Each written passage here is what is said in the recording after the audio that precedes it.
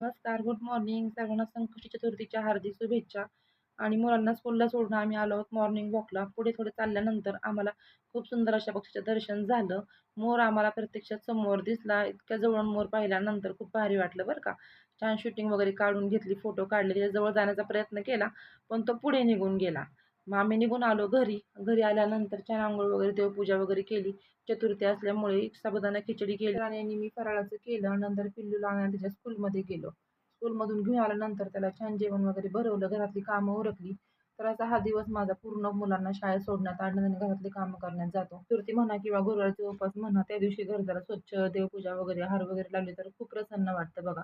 संध्याकाळी नंतर उपवास सोडण्यासाठी हा असा बेत केला होता. शापूची भाजी, पोळ्या, वरण, केळीचं शिकरण, पुलाव, भात आणि थोडंसं सॅलड.